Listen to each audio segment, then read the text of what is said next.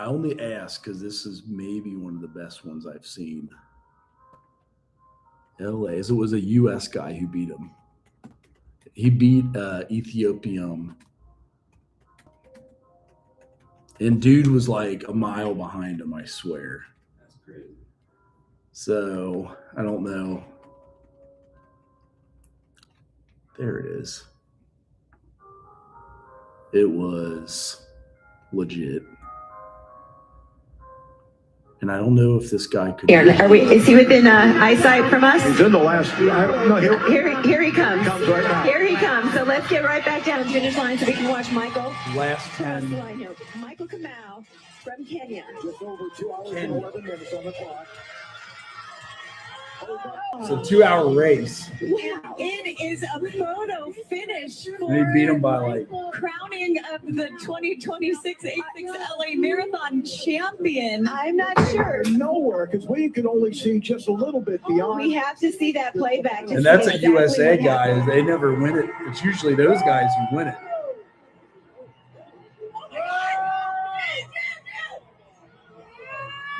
He came out of nowhere. You got to save it for the end too.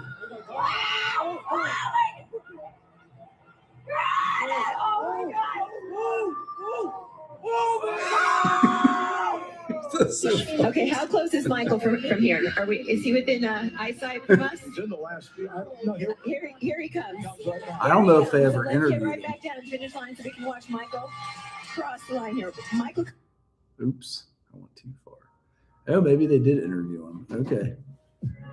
I've never seen. It's like usually at the end of the marathon, you just want to It's hard die. to tell what's real and what's artificial. But when it comes to soda, it's easy. My next guest made headlines after his dramatic win at this week's Huh. LA Marathon. Take a look. No, Here he comes. Comes right now. Here he comes. So let's get right back down to the He finish line was so we can 100 watch yards Michael back. cross the line here. Michael Kamau from Kenya. Just over 2 hours and 11 minutes on the clock. Oh, whoa. Nathan Martin. Nathan Martin. That dude fell at the end. It's like, fuck this. It is Poor a guy. photo finish for Michael crowning of the 2026 86 LA Marathon champion. Did you catch your breath yet? I feel like I've caught my breath. Yeah. Legs are a little bit sore, but that's okay.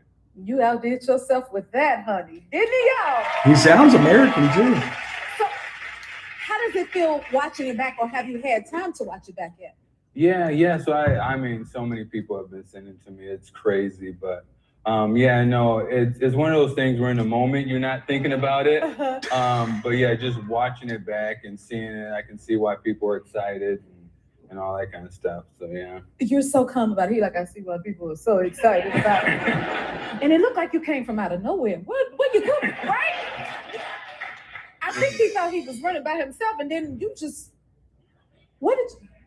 Yeah, so I mean, honestly, Michael was super far ahead. Yeah. To the point where it was honestly for the last few miles, I was thinking, well, you know what, I got runner up, and I think that's going to be good. And with a mile to go, I'm like, oh wow, I think I'm catching him. And 800 to go, I say, hey, I need to give what I have and see what happens. And obviously, it kind of manifests. You can make it if you try. How do you guys even, what's the preparation for something like that? Yeah, so I mean, first and foremost, I just want to give a lot of credit to one God, and then everyone who's in my corner. Those medals are bling too. They're like this big. It honestly started when I was in 6th grade and running the gym class mile and all that kind of stuff. Huh.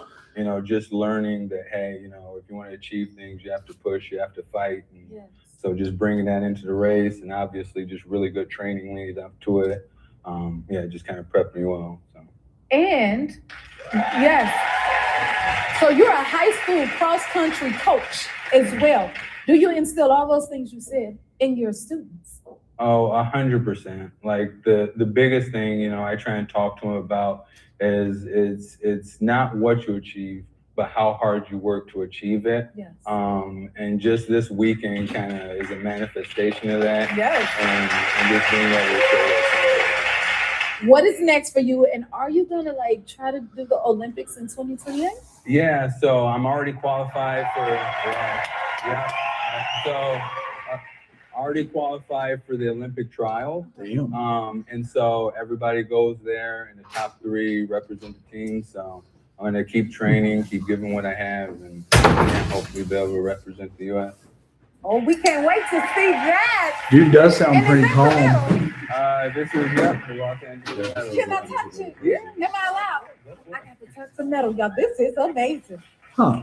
Your happy place is Yeah, I saw that. It was a photo finish in the LA Marathon. I'll show you just because I just showed him.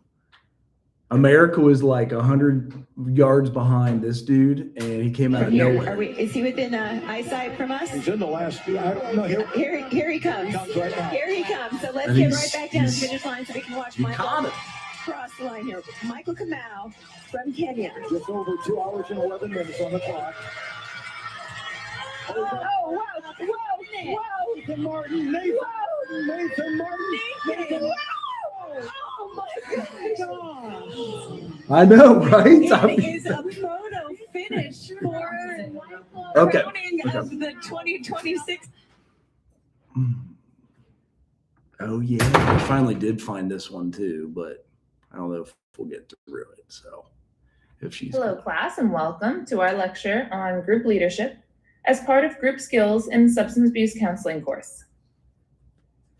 As we look at the objectives for the week, I want to remind you to review the other materials for the week prior to viewing the lecture, as it is intended to supplement your reading. By the end of the week, you should be able to identify and describe leadership styles and the personal qualities of group leadership. As we begin our discussion of group leadership, we see a quotation from our text which reads, "The leader plays a vital role in both the dynamics of the group and the outcome of its members." Our next few slides aim to highlight the ways in which group leaders impact their groups and the various styles, qualities, and techniques that guide group leadership. Let's talk first for a minute about leadership and anxiety. In your Hill and Harris reading this week, you read about 2 different types of anxiety that often accompany group leadership: content anxiety and process anxiety. Content anxiety refers to whether or not a leader knows the material to be covered in the group, while process anxiety refers to the ability to control the group when certain behaviors occur. Both of these anxieties can be addressed through preparation, but group leaders who are experts in content may still experience process. I can show this later if you'd rather go right now. It's up to you. It is about group leadership, so maybe this can help be a pep talk for. So we'll go from there. It's group leadership style. Let's talk first for a minute about leadership and anxiety. In your Hill and Harris reading this week, you read about 2 different types of anxiety that often accompany group leadership: content anxiety and process anxiety. Content anxiety refers to whether or not a leader knows the material to be covered in the group, while process anxiety refers to the ability to control the group when certain behaviors occur. Both of these anxieties can be addressed through preparation, but group leaders who are experts in content may still experience process anxiety, either running a group multiple times. That is true. I even experienced. Preparation and co-leadership are 2 tips for beating anxiety, and you can refer to the Hill and Harris chapter for even more helpful suggestions. Keep in mind that anxiety can be helpful for leaders, as it activates us and can serve to increase attention and focus.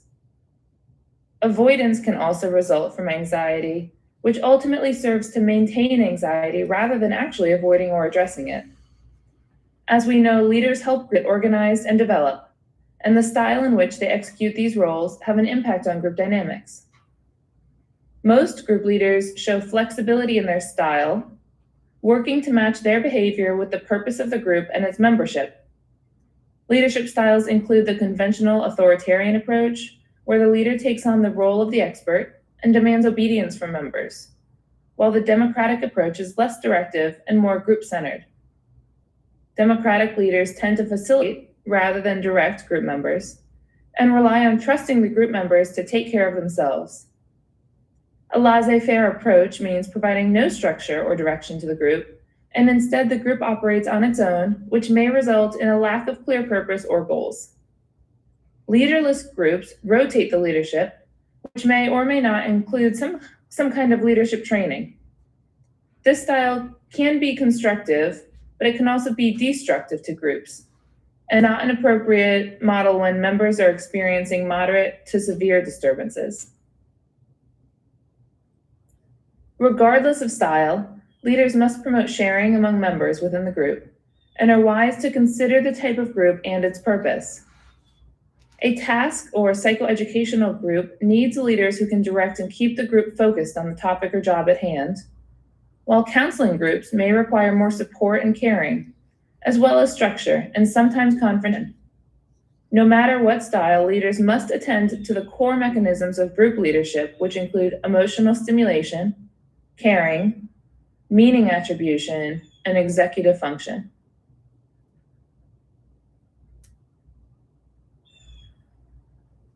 So one of the focuses this week is to talk about leadership, and we're going to do that by thinking about two components, traits and skills. Traits are the who I am as a leader, those things that we bring as part of our own individual approach. And the skills are the what I do. And those are things that may come naturally to us, but typically we've learned them, we may model them. The skills approach more has to do with the behaviors and the actions. Let's look at them each individually.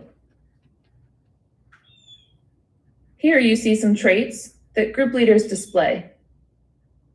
Group leaders are courageous. They're willing to model. Group leaders are very present and genuine. Group leaders are caring and believe in the group process. Group leaders remain open and are non-defensive. They're culturally aware and empathic. Group leaders are powerful and possess stamina. Group leaders are committed to self-care and increasing self-awareness. Group leaders possess a sense of humor, are inventive, and are dedicated. The trait approach to leadership is not supported by the literature or the research, but this trait approach can help the leader and the group work more effectively together as they strive to achieve goals.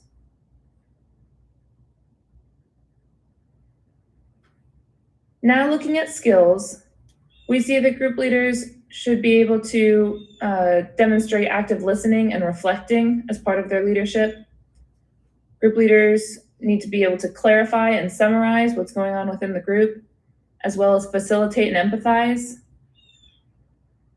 Group leaders display the ability to interpret and question, as well as linking member comments to unite members of the group. Group leaders need to be able to both confront and support, which may happen together. Group leaders need to be able to do blocking, which we talk about, but basically as group members begin to demonstrate behaviors that did not belong in that group, whether it be gossiping or asking a lot of why questions, one skill that leaders display is being able to block that. Other skills include assessing, modeling, and suggesting, as well as initiating and evaluating and terminating. Your book also provides the Association for Specialists in GRIC, or ASGW, professional standards for training group workers, which contains 16 skills, and you can find that on page 63 of your text. The leadership skills are used to promote safety and growth in the group context, and may be more or less appropriate depending on the leadership style that has been selected. Someone who's decided on a laissez-faire approach is unlikely to use confronting in the same way that an authoritarian approach may, but skills like active listening and supporting are necessary regardless of leadership style.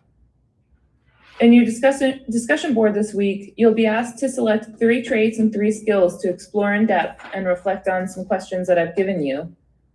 And you may use these slides or anything in the book to bring into the discussion board.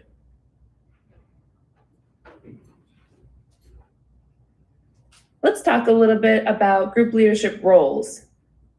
Group leaders have various roles throughout the life of the group, and they include traffic director, when leaders help members become aware of behaviors that open communication channels, and those that inhibit communication as well.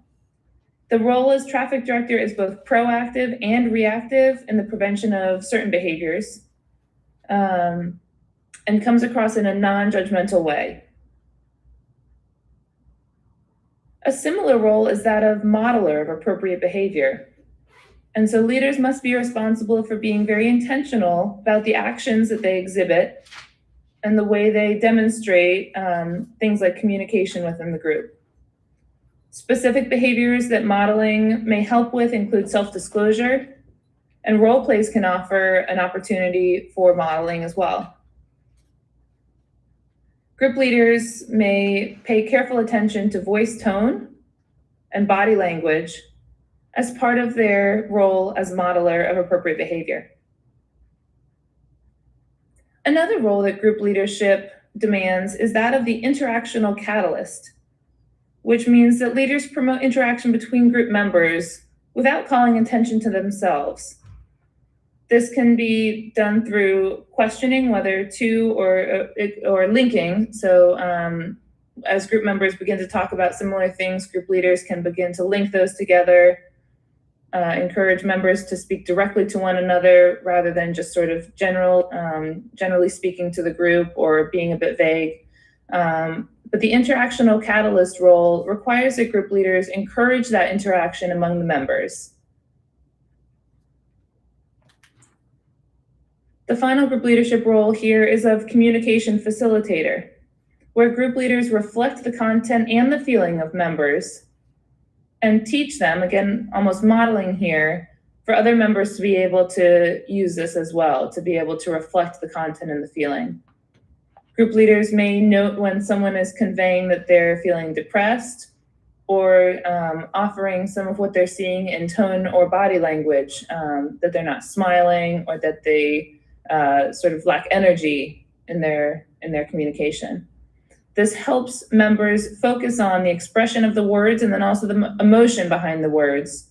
And again, hopefully group members are picking up on this and then they're able to develop this as well. Each of these roles can be found in your book on page 68 and 69. The next piece to talk about here is leaders and their role in group conflict. There are 5 specific techniques outlined in your text for managing conflict in the group, as proposed by Simpson and elaborated on by Kromansky. When group conflict occurs, leaders may select from various options for managing that conflict, which include withdrawal from that conflict, where leaders step back, almost sort of push a pause button, and take some time to gather more information before diving in or addressing that conflict. It allows leaders to consult and use resolution strategies later. And one disadvantage of this is that conflict may escalate in the time when the leader has withdrawn and is gathering more information. So there is the potential that by not acting immediately, the conflict could escalate. Another option is suppressing the conflict, which basically involves playing it down and is effective when the conflict that's occurring is relatively minor, keeps emotions under control. And one disadvantage of this is that it doesn't necessarily resolve the conflict, and it allows feelings to potentially continue without being addressed, and they may come back up later if they are strong enough. Additionally, leaders who suppress conflict, decide to use suppression here, may be perceived as weak or not wanting to address it or not able to address it by basically suppressing or minimizing it. Another option is integrating conflicting ideas to form new solutions. So basically in this scenario, group will try to get everybody to re-examine the situation. And then the idea here is to develop new alternatives, think about different ways to be talking about the issue, to be addressing the issue. Mediation is one piece here where basically a third party comes in take in all the information and then help think of a new decision, a new resolution here. One disadvantage of the integrative approach is that it can take a lot of time, and it requires that the conflicting members are able to set aside their differences, and that implies willingness, which may not always be present. Working out a compromise is another approach, another strategy here. And in this method, basically members are encouraged to each give up a little bit in developing a win-win situation where you can, instead of one party out fully as the winner and one party coming out fully as the loser, each decides to give up a little bit so that everybody can feel good about the decision that is made or the eventual action that takes place. One disadvantage here is that that in sort of deciding what to give up and what to keep and deciding on what that most important thing is, the potential for one side or the other to inflate their wants, and to sort of basically to ask for too much and not want to give up anything. There's a potential for that when you're asking somebody to compromise. Finally, and perhaps the most difficult strategy is using power to resolve the conflict as group leader. And basically what this requires is that group leaders use their position power, their personality, to basically encourage members to, or persuade members really, to select a course of action. And this can be very difficult, and you'd need to pay very close attention to the leadership approach that you're using, because, for instance, in a laissez-faire approach, or certainly in a leaderless approach, this would not be congruent with the way you're approaching your group work. Again, these strategies can be found on page 69 and page 70, and it's important to keep in mind that these 5 strategies are outlined. There are many other ways to deal with conflict, but that each of these may be effective, has advantages and disadvantages. And basically, it needs to be addressed contextually, based on what's going on within that specific group, in that specific group conflict. And leaders must select what approach is going to have the highest potential for success in that moment.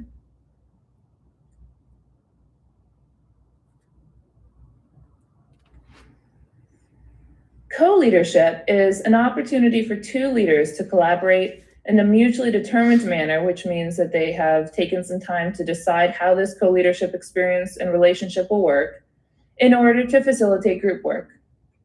Co-leaders may be especially helpful with groups of 12 or more due to the size, but can also be very effective with smaller groups and when working with children.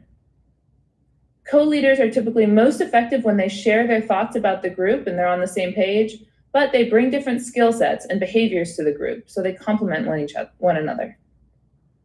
Co-leaders work together in the planning and reflection, as well as evaluating the group. So really each of the steps co-leaders should work together in. Supervisors can train both leaders, or supervisors can participate as a co-leader with a supervisee. Like with most things, there are advantages and disadvantages, and in our text, Gladding points out a handful of advantages of co-leadership, and I encourage you to refer back to these on page 72. They include dealing with difficult situations, modeling, feedback, shared specialized knowledge, and some pragmatic considerations. There are also potential limitations to group leadership, which include lack of coordinated efforts, too leader-focused, competition, and collusion. And again, these can be found in more detail on your text on page 73. As we summarize at the end of this lecture here, we keep in mind that group leaders may expect some anxiety, either content anxiety, which is concerned with material covered in the group, or process anxiety, which refers to the ability to control the group when certain behaviors occur. Leadership styles may vary, but leaders should be aware of how leadership style matches the type and the purpose of the group they are leading. Traits and skills also play a role in leadership, with traits describing the who I am as a leader and skills describing the what I do aspect of leadership. There are 4 distinct group leader roles,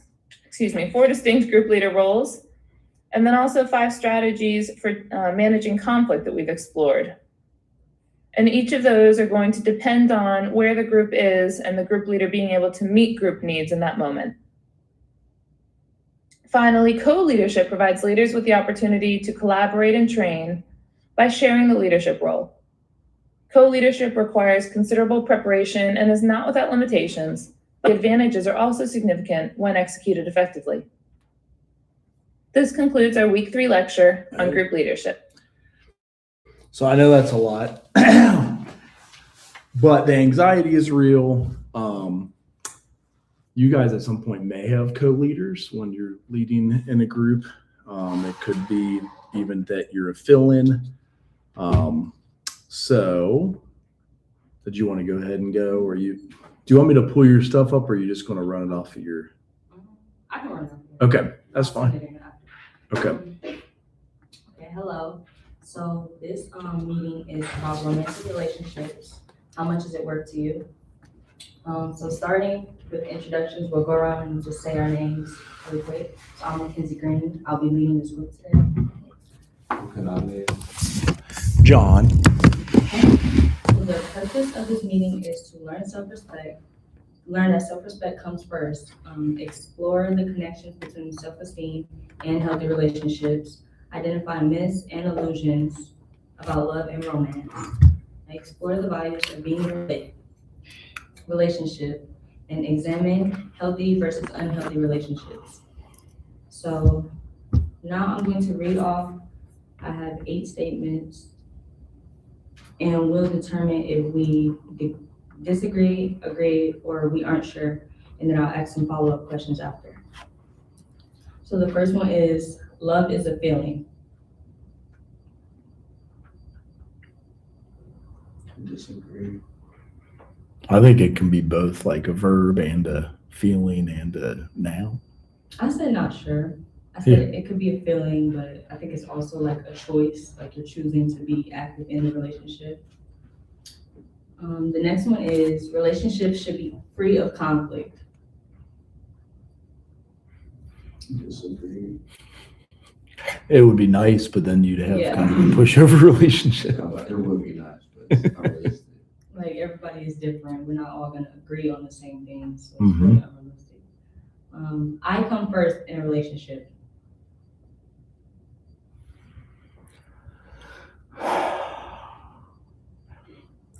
It's a hard one. I'll go first quick because in like marital counseling, they do say at least husband and wife should come first. And if you put the kids first, you'll ruin your marriage. So that's interesting though. I always thought like you took care of your kids and you took care of self and I guess I kind of like, I was thinking of it as, I said I agree. I was thinking like, if your cup isn't full, how can you fill other? correct. Yeah. So self-care wise, I do totally agree with that.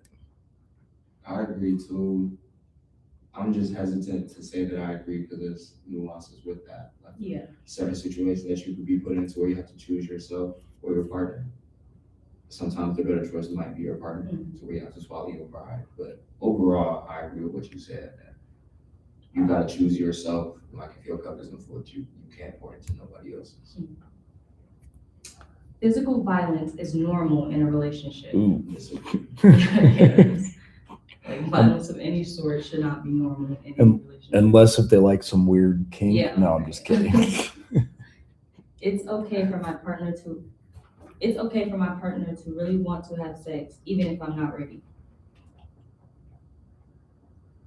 It's okay for them to want it, but they can't force it. Yeah. I agree. If that's the way is that how it's worded, or is it? I think I don't know. I think that's Right. like, they're really weird. Like they can want it all Yeah. they want, but Other it's people like want it, as long as it's not forced on the other person. correct. Romance is one of the most important parts of a relationship. I said not sure, because I think it depends on the person. Like everybody's different. Some people don't value more romance over, I don't know how to explain it, but I don't know. I think it depends on the person. But You said one of in your question. yeah, I agree.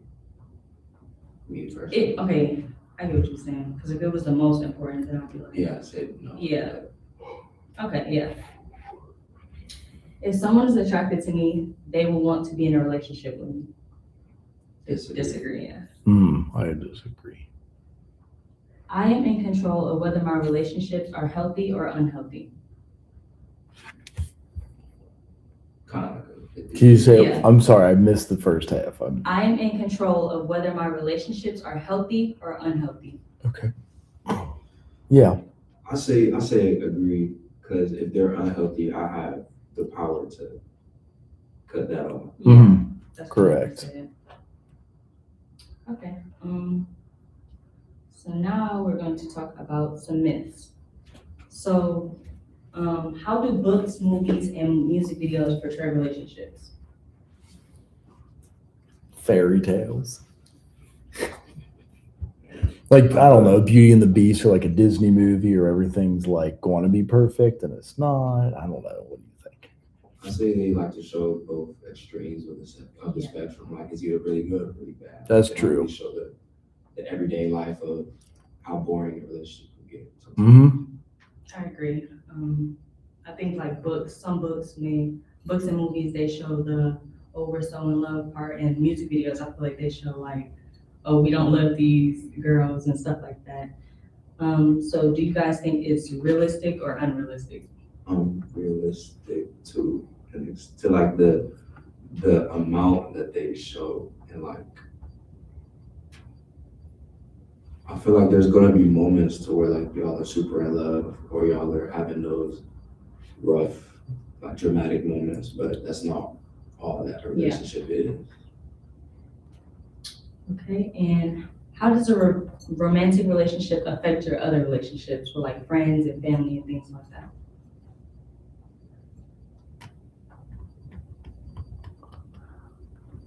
It could make it harder, or easier to go to things like family events or holidays, weddings, especially if you're like arguing or fighting, you might not want to be there, or if they don't get along with your sister-in-law, there's all kinds of stuff that comes up. I think it might be harder to like split up time if you're not good at that, like spend time with my loved ones, spend time with my family, spend time with my friends. It might be hard to manage all of it. It's just knowing what you really want. Okay, so now, do you have paper? Or you don't need think paper. so. We can just think about it. Okay. Okay, so just imagine you have a split down the middle and think of healthy and unhealthy. What are some things, like if you were a parent, well, I know you are a parent. Yeah. If you were a parent, what are some qualities of a healthy relationship and qualities of an unhealthy relationship? If I was a parent, Yeah, looking at it from a parent point of view. so like what I would want my child to Mm-hmm. The situations. And I have some examples of things. I feel like I saw a good one today and I want to see if I can look it back up again. It is. Oh, shit. There it is. No. Oh, yeah. Okay. Now I got to see if I can throw it up on the computer.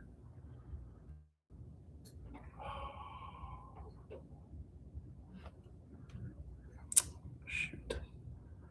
Okay, there we go. I can send it to.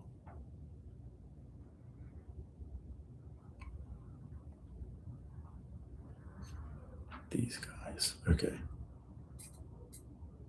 I thought this one was kind of interesting because this comes up a lot in relationships. There it is. See if the picture is big enough.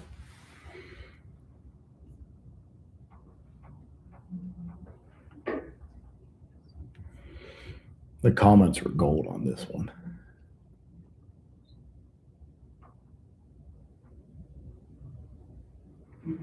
I don't know if it relates back totally to what you're saying, but shared bank accounts comes up all the time, shared money, shared finances.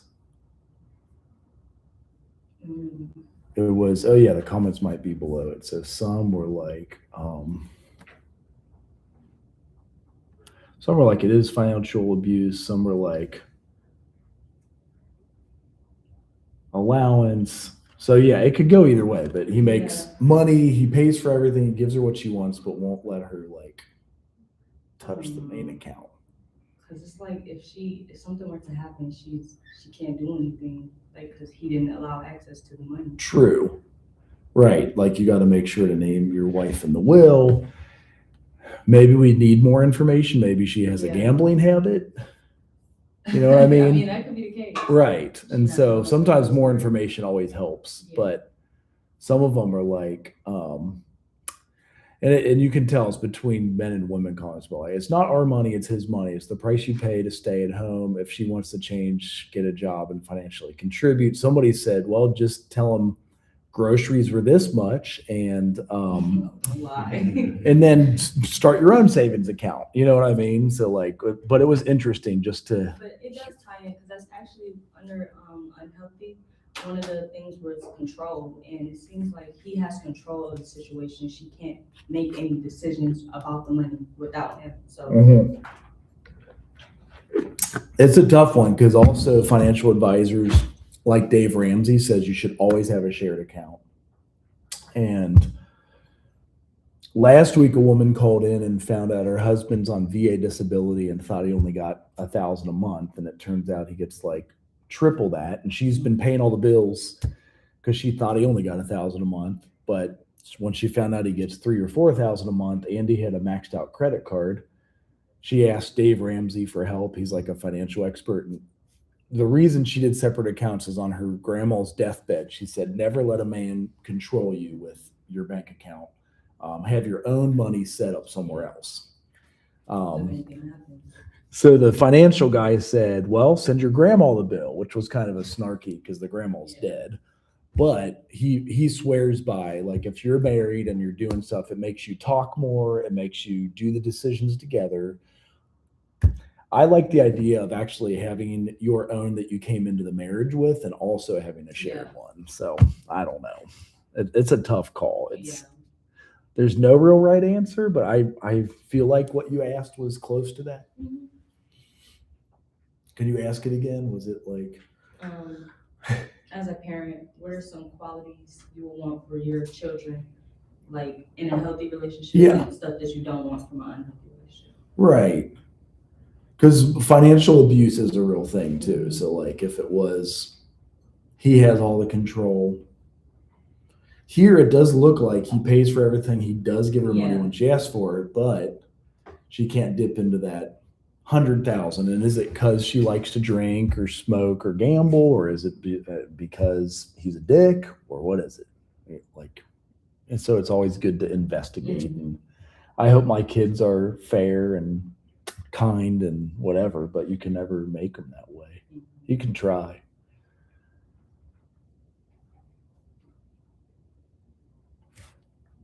Well, I can give some that I have down for healthy relationships.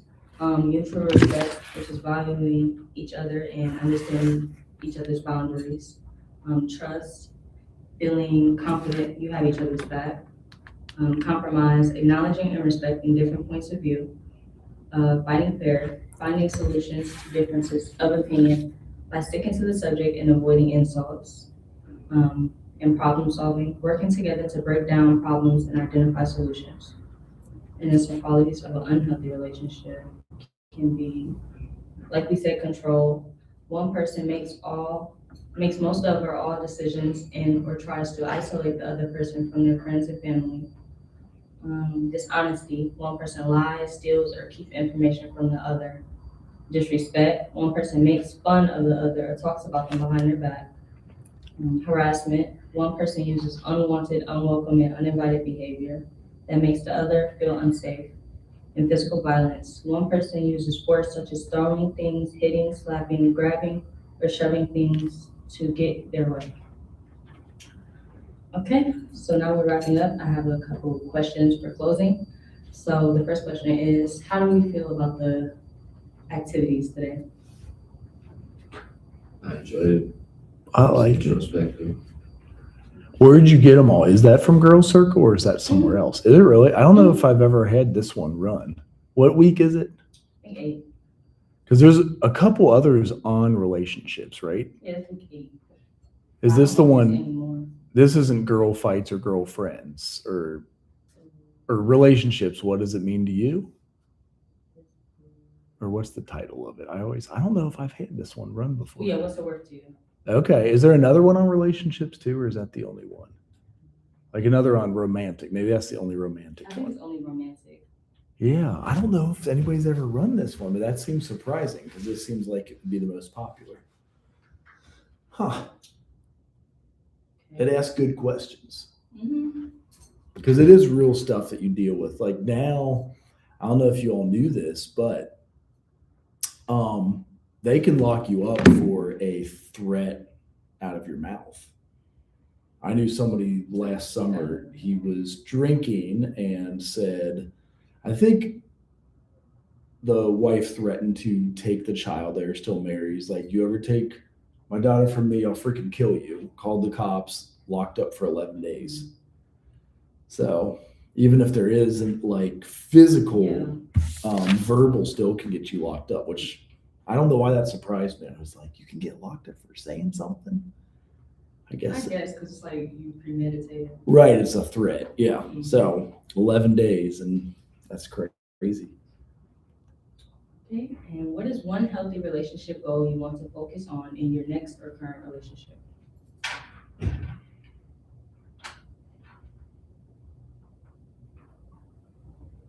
Being honest and having integrity. Mine is similar to that, like the shared budget, because 4 kids is hard, and like you really do cut out anything you ever did for fun or like enjoyment. Like everything's going to the freaking kids and like their future. So it's like, how do you make a budget work nowadays? So we've been working on that one for a good amount of time, but we're getting better. Okay, that was all. Thank you. Yeah, thank you. You guys ever seen Tourette's? Yeah. Do they always show it on like TV or? I see it on social media. Okay, right. And it's always some like bad word that they're usually doing. Lee Health pediatric neurologist Dr. Guillermo Phillips says tics are common in kids. About 1 in every 5 kids may have tics during childhood age. Then a subset of those children are going to have chronic tics, and probably about 0.5% of kids end up having Tourette's syndrome. Tourette's is defined by having multiple motor or vocal tics occurring frequently before the age of 18 and lasting longer than a year. It can be blinking, it can be rolling your eyes, it can be making facial grimaces, head movements, neck movements, other body movements, hand movements.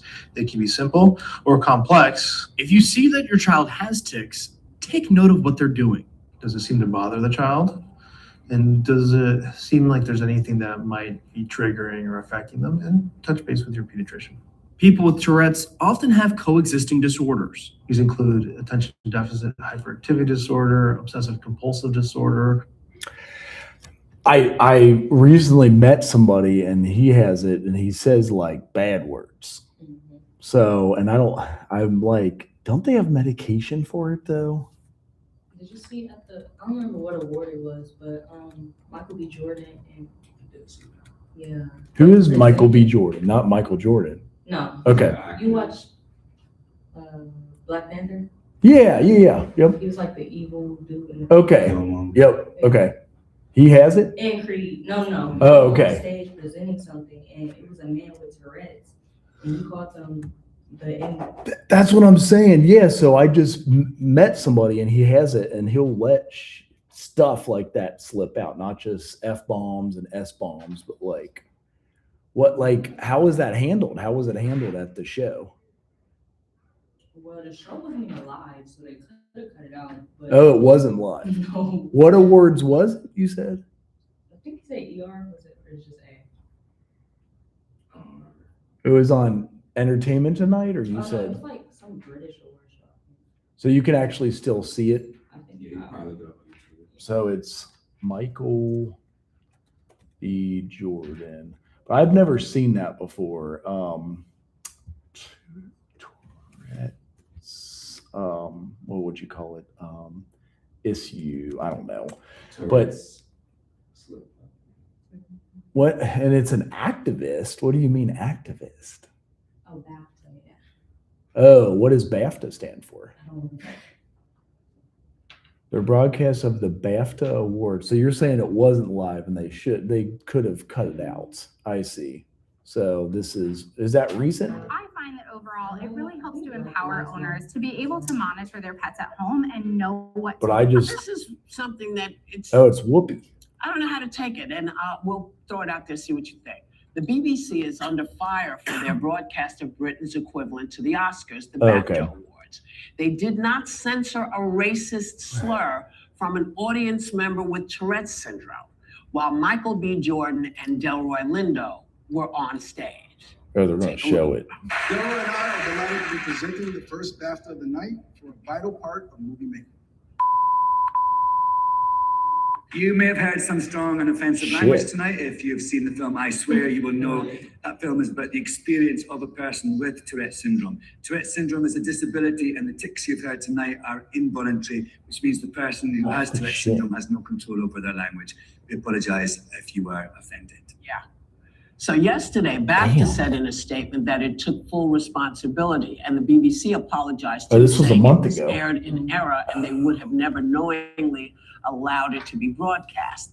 Now, it seems to me, aired in I error. know that they had time to take out other things that this gentleman was saying.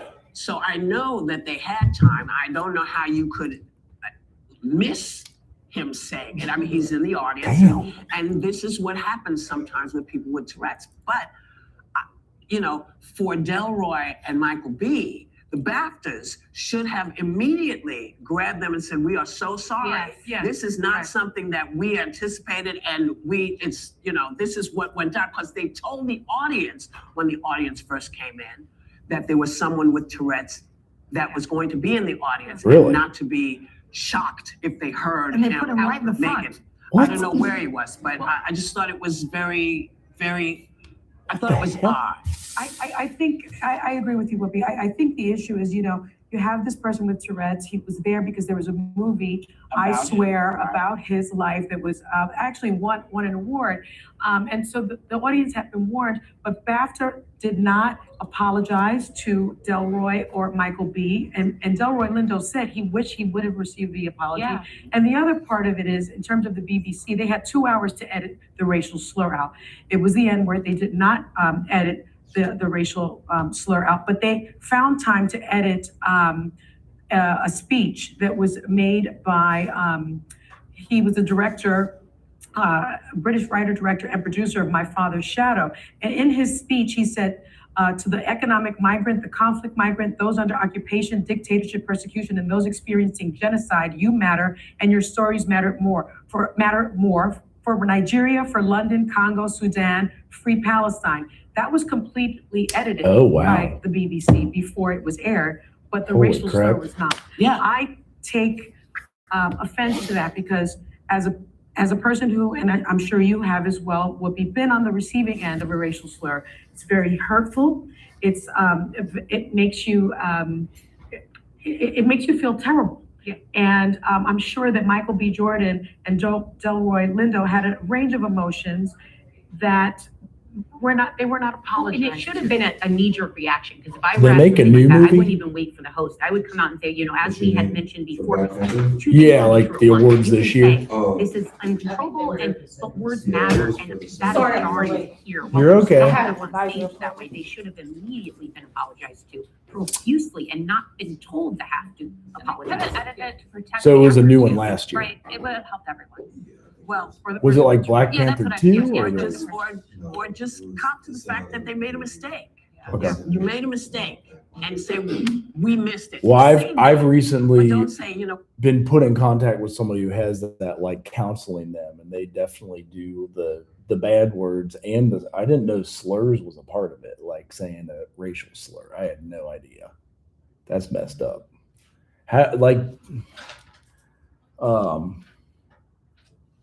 Is there medication for it? You know what I mean? Like,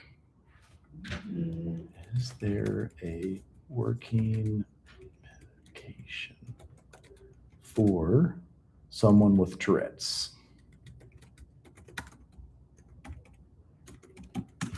Oh yeah, we did a relationships group. Oh, real? Yeah, you want to hear all the questions? Yes. She wants all your questions. If you're willing to share again. Okay. It was pretty good, actually. Because I don't know if I've heard that one. Oh, there is several medications. Why doesn't that dude take meds? Did you hear about that at the awards? Michael B. Jordan got an award in some audience. Yeah. When it was a month ago? Yeah. I see. What the hell? It's crazy. Well, there's meds for it. Anyway, go ahead. Okay, so it's just like 8 statements. And you just say whether you agree, disagree, or you're not sure. Love is a feeling. I'm in between, so I'm gonna say not sure. I think it's a feeling in action. Yeah, I said the same thing, kind of, like it's a choice. Relationships should be free of conflict. Yeah, it'd be nice, but. It's not reality. Mhm. You gotta go through things to learn. Mhm. I come first in a relationship. It says like myself. I agree. I said the same. Physical violence is normal in a relationship. No, absolutely not. Shut that down. He said it's okay. I'm just kidding. I'm just playing, dude. It's my bad joke for the day. Sorry. He's like, come on, dude. It's okay for my partner to really want to have sex, even if I'm not ready yet. Romance is one of the most important parts of a relationship. On that one, we did. I said if it's he or she wants to, and I don't want to. It's okay if they want to, but they can't force it. Exactly. That's kind of what I. But Yeah, I just agree with that. okay. Like it's cool to want to listen to feelings. Right. No pressure. Right. No pressure. No like forced whatever. If someone is attracted to me, they will want to be in a relationship with me. What? No. Not the case. I am in control of whether my relationships are healthy or unhealthy. I think I'm gonna say yes. Cause you can control like what you allow and what you tolerate. Yeah. So That was all of them. that was good. Mm-hmm. Oh yeah, then there was this one. As I forgot what your question was from this. This was an interesting example I saw. It's like as a parent, what are some qualities of a healthy relationship that you would want for your children and qualities of unhealthy relationships you wouldn't want for them? And this was, well, for me, it was an example of like unhealthy.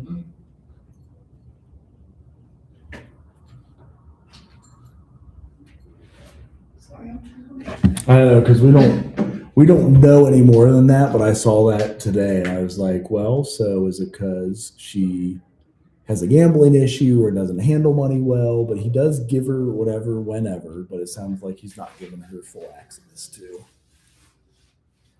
the account. I don't like that. Like you got control. Exactly. Mm. I don't like that. I was saying the comments are even more interesting because you see people going back and forth on both sides.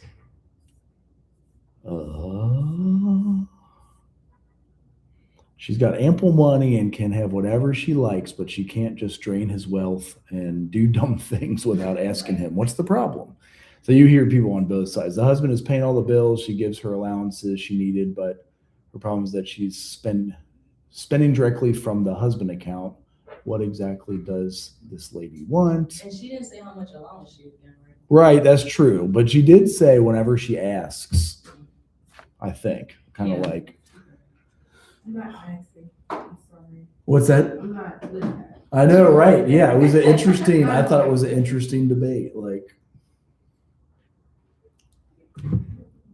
so I thought I'd put it out there as I hope my kids can always have that dialogue. Wealth managers like Dave Ramsey say that money fights and money problems are the main like ends of relationships. So however you figure it out, that's the most important. I still like having where you come into a marriage, you both have your own accounts, and then you do create a joint fund that you would share and like do however, if it's the bills, if she's staying at home, she can't contribute to it. But it's seriously, it's the number one thing that breaks up more relationships than other things.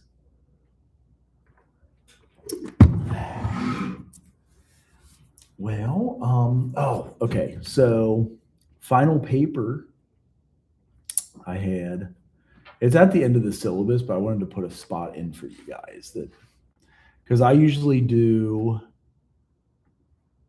the first half due in April and then the full final thing. And because it is like 10 or 12 pages, I think. It's kind of long. But you can use the group. You guys have all led a group now, right? So you can use that if it's what your write-up is. Let me see if I can get into D2L. D2L. There it is. I'm probably in the wrong month. That's fall. So, do you all have access to the syllabus at least? Yeah. 4202. Okay. I can still post it. 4202, I think, is your class. Sometimes I mess it up though. Oh, there it is. Final paper is at the very end. So, and it breaks it down in a way that it shows you like paragraph 1. It's group proposal project final paper. So, professional social work permits the application of group work methods in many social service settings. Agencies love group work because they make so much money off you guys leading the group. When I first started in social work, that's what they wanted me to do. They're like, can you lead a group? Because you bill 10 people at once right out of the gate. Aspiring professional social workers need to develop competence in planning and implementing various forms of group. The purpose of this assignment is to acquaint students with the process of conceptualizing group work.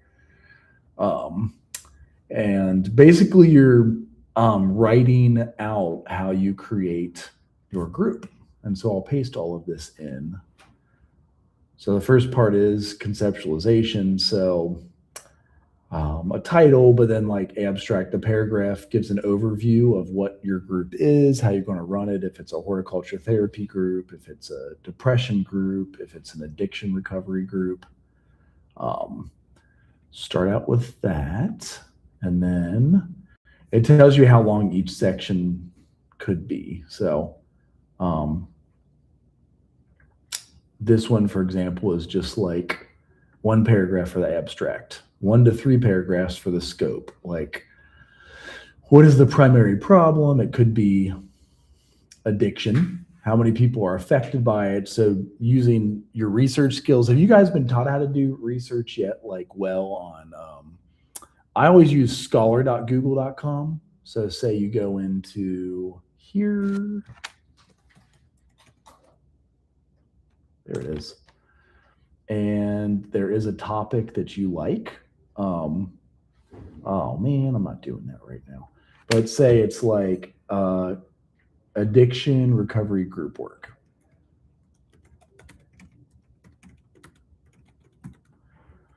And then you'll find some articles about, say, addiction recovery. I always say click here because they show you the last 3 or 4 years. People usually want you to do the more modern stuff. Now, if it's like the foundational psychologists like Freud, you can quote Freud and it could be 100 years old, but it's cool to see more modern stuff. If it has a link over here, you can like download the full text. So, that would be the reason I say to cite here too, because if you guys use this, you click cite and it gives you APA right there. And so you can just copy and alphabetize it that way. So Google Scholar, I can post that link in there too. So first half of final paper. What date would be good if we would do first half sometime in April, whole entire final paper by May before you're done? What would be good for you guys? I always like to work with it. Say like 420. That's a Monday. When's exam week? I guess that would break it down. Whatever halfway to exam week could be from today. I always think it's the first week of May. maybe halfway through the month. So you take the whole month to write it. You do the first half and the first half for the month. Okay. I'll put the Scholar link in. Did that make sense how to use Google Scholar? Have you guys had to use citations before? Because I didn't really get good at it till my senior year. Like when I graduated in grad school, you definitely have to use it. But like if you get good at it now, and I like here, it even gives you related articles. So say you like that one, here's a bunch of related articles. You can save it if you're logged in. Again, cite it. There's APA, so you can't get it wrong. If you alphabetize that APA, that's how I wrote my dissertation. I hate to admit it, but I'm grateful Google Scholar existed back then. We didn't have AI yet, so I don't even know what would happen with AI. AI seems scary because they give fake references. Have you seen that? They give fake references. It's crazy. Yes. Yes. So like if you write a paper and it shows at the end, it's like Trouth 2004. It's literally bullshit. Like because you click on them and you're like, dude, that article doesn't even exist. Or if you like highlight the article, so careful. Make sure you've got real articles like from here that are like published in peer-reviewed journals and cover your butt. So I'll just throw this link in there so you guys have like a reference point. But yeah, so we'll do halfway through and I'll even write in like use Scholar for citations. And I'll put the link in there for you. I hope it works. Yeah, it works. So, any questions? Not yet. Yeah, that's true. Maybe Thursday or maybe next week. Next Tuesday, I have to go to Columbus for a conference. So maybe I'll put like something online for you if that's okay. Sorry. I hate conferences. And if we don't do them, we lose our job. So